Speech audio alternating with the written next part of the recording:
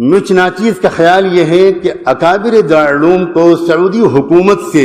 ایک سنجیدہ اور باضابطہ گفتگو کا آغاز کرنا چاہیے۔ میں خود سعودی عرب میں رہا ہوں اور اسی جامعہ اسلامیہ کا ایک طالب علم ہوں جہاں سے غیر مقلدیت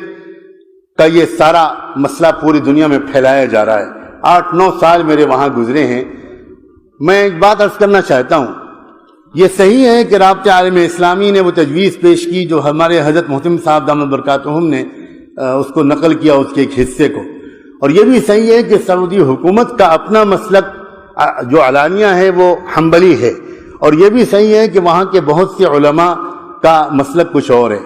لیکن اس حقیقت کا انکار نہیں کیا جا سکتا کہ غیر مقلدیت کے اس فتنے کو اصل میں ساری طاقت سعودی حکومت سے پہنچ رہی ہے۔ اس کو نظر انداز کیا جائے گا تو ہم فتنے کے جڑ اور فتنے کے سر چشمے کو کچلے بغیر ہم اس کے امتدادات اور اس کے تسلسل اور اس کے باہر پہنچنے والے اثرات ہی سے لڑتے رہیں گے۔ میں حوالے کے طور پر پیش کرنا چاہتا ہوں، سعودی حکومت کا جو شعبہ دعوت و ارشاد ہے اور اس کا جو شعبہ توعیت الجالیات ہے، اس کے حائل کے مرکز کے زیر اہتمام ابھی کچھ دنوں پہلے ایک تقریر کی گئی ہے، جس تقریر کی سی ڈی پوری دنیا میں لاکھوں کی تعداد میں پھیلائی گئی ہے۔ اس میں کہا گیا ہے، اس تقریر کا عنوان ہے کہ صرف قادیانی ہی کافر کیوں، اور پھر اس پوری تقریر کا خلاصہ یہ ہے کہ مرزا غلام احمد قادیانی بلا وجہ بدنام ہیں۔ ان سے پہلے اسی طرح کی کفریات حنفیوں اور صوفیوں کے بڑے بڑے بزرگ بک چکے ہیں، اور جن بزرگوں کے اس میں نام لیے گئے ہیں، میں ان میں سے چند کے نام لیتا ہوں۔ اس میں پہلا نام لیا گیا ہے، پہلا اگر کہنا مشکل ہو تو میں کہتا ہوں اس میں ایک نام ہے ملا علی قاری کا، دوسرا نام ہے امام ربانی مجدد الفسانی کا، تیسرا نام ہے نابغ عصر حضرت مولانا رشید احمد گنگوہی رحمۃ اللہ علیہ کا، چوتھا نام ہے شیخ الحدیث حضرت مولانا محمد زکریہ صاحب کا، اور آخر میں کہا گیا ہے کہ پوری جماعت دیوبند قادیانیوں کی طرح کافر ہے۔ یہ تقریر سعودی حکومت کے سرکاری وزارت مذہبی امور کے شعبے دعوت و ارشاد اور توعیت الجالیات کی طرف سے پوری دنیا میں تقسیم کی گئی ہے، اور دہلی میں تنظیم اہل حدیث کی طرف سے وہ تقریر یہاں ہندوستان میں پھیلائی جا رہی ہے۔ ایک اور رسالہ ہے جس کا نام ہے کیا علماء اہل دیوبند اہل سنت والجماعت ہیں،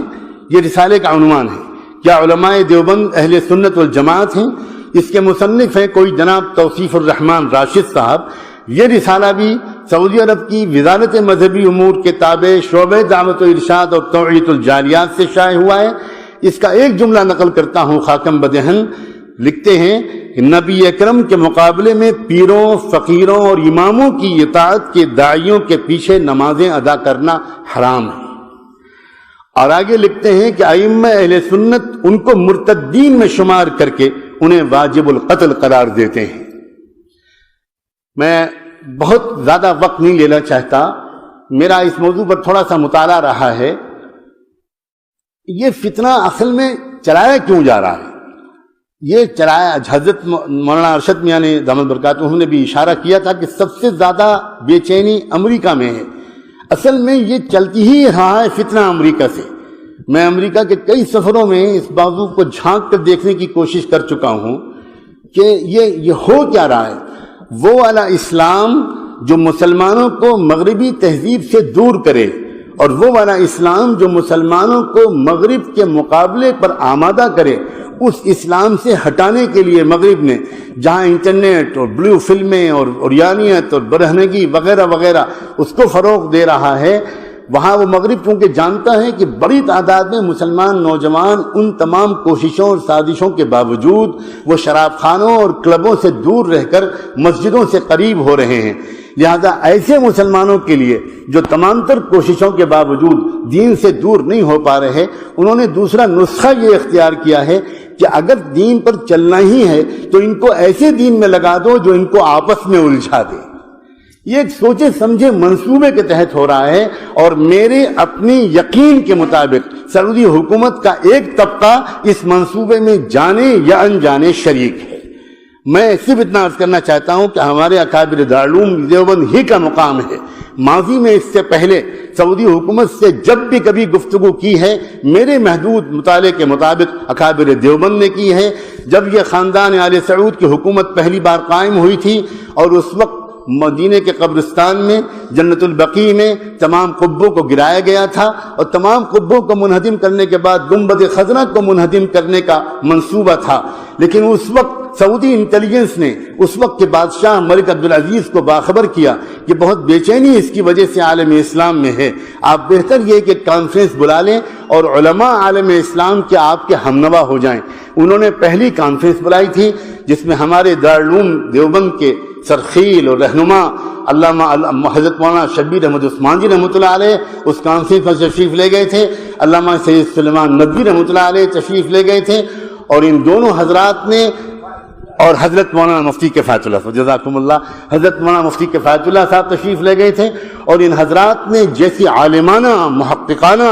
داعیانہ ایسی زبردست تقریریں وہاں پر کی اور احادیث کا انبار لگا دیا, اور احادیث کے وجوہ استدلال پر جو دارالعلوم دیوبند کا مسلک ہے اس پر جیسی بصیرت افروز روشنی ڈالی, ملک عبدالعزیز انگوش بدندہ رہ گئے. اور ملک نے برسر عام یہ کہا ان فی کلامک لوجاہہ, یہ جو آپ نے بات کہی ہے اس میں بہت گہرائی ہے, میں اس کے جواب نہیں دے سکتا, مفتی اعظم سے آپ بات کریں. اور چنانچہ اگلی نشستیں ہمارے نکابرین کی ملک کے علاوہ مفتی اعظم سے بھی ہوئیں, اور بالآخر سعودی حکومت نے تسلیم کیا اس موقف کو کہ گنبد خضرا کو منہدم کرنا شریعت کے احکام کی روح کے خلاف ہے, اور پھر وہ اپنی پالیسی بدلی. اکابر علماء دیوبند کی سوا اس عاجز کو مجھے نظر نہیں آ سکتا, ہو سکتا ہے میری نظر کی کوتاہی ہو, میں انہی حضرات سے یہ امید کرتا ہوں اور اس سسکتی ہوئی پریشان حال امت کی طرف سے دستبستک گزارش کرتا ہوں, آپ ایک سنجیدہ گفتگو کا آغاز کریں, آپ اس کے اہل ہیں, آپ کہیں کہ ہم آپ سے کچھ بات کرنا چاہتے ہیں. یہ کیا ہو رہا ہے آپ کے ملک میں بیٹھ کر؟ آپ وقتی طور پر ہم اس سے تسلی میں نہیں آ سکتے کہ صاحب ہمارا یہ سرکاری مسلک نہیں ہے, نہیں ہے, یہ باتیں پوری طرح شواہد ان کا ساتھ نہیں دیتی. ایک تو میری تجویز یہ ہے. تیسری ایک تجویز یہ ہے کہ مجھے یاد آتا ہے, مجھے اس وقت حوالہ تو یاد نہیں آ رہا, میں اس وقت سفر کے دوران سے یہاں پر آیا ہوں, نواب چھتاری کا ایک دورہ کرایا گیا تھا برطانیہ کا, اور برطانیہ کے اس سفر میں انہوں نے ایک خفیہ ادارے کو دیکھا تھا جو شہری آبادی سے دور جنگل میں انگلینڈ میں چل رہا تھا, جہاں انگریزوں کو فقہ و حدیث پڑھائی جا رہی تھی, تفسیر و قرآن پڑھایا جا رہا تھا, اور انگریز لوگ داڑھی اور عمامے میں ملبوس وہاں پر تھے, ان میں سے ایک بھی کوئی مسلمان نہیں تھا, وہ سب یہودی اور عیسائی لوگ تھے. نواب چھتاری یہ دیکھ کر حیران رہ گئے تھے. اس وقت ان سے کہا گیا تھا یہ ہم اس لیے تیار کر رہے ہیں تاکہ یہ لوگ علماء بن کر عالم اسلام میں پھیلیں گے اور وہاں تشویش انگیز مسائل کو ابھار کر مسلمانوں کی طاقت کو منتشر کریں گے. میری ایک درخواست ہے, جب دارالعلوم ایک نئے عزائم کے ساتھ اس میدان کا بھی مقابلہ کرنے کے لیے اترتا ہوا نظر آ رہا ہے, آپ بڑی آسانی کے ساتھ ایک دو ریسرچ اسکالرز کو جو آپ کے اپنے فاضل ہوں, جو انگریزی اور عربی پر عبور رکھتے ہوں, ان کو لگائیے اس بات پر کہ وہ مغرب کے یونیورسٹیوں میں جو دستاویزیں موجود ہیں اس سلسلے کی چیزیں تلاش کرنے سے مل جاتی ہیں. مولانا احمد رضا خان کی جو خط و کتابت ہے انگریز حکومت سے, آج برٹش لائبریری میں وہ میسر ہے. اس سے پتہ لگ گیا ہے کہ احمد رضا خان صاحب اتنے زبردست علم کے باوجود اس راستے پر کیوں گئے تھے. اور ابھی ہمارے حضرت اکابر نے اشارہ کیا تھا, حضرت مولانا حبیب الرحمان صاحب نے, کہ میاں نذیر حسین پہلے کیا تھے اور پھر بعد میں کیا ہو گئے. اسی طرح یہ ریسرچ کی ضرورت ہے کہ آخر یہ جو سارا فتنہ اس وقت برپا کیا جا رہا ہے اس کی شروعات کیسے ہوئی, اس وقت اس میں شدت کیوں لائی جا رہی ہے. اگر کوئی ریسرچ اس طرح کا دلائل سے بھرپور آراستہ ہو جائے گا تو انشاءاللہ امت کی حفاظت میں مدد ملے گی. میں بہت ممنون ہوں کہ میرے جیسے حقیر طالب علم کو یہ اعزاز بخشا گیا.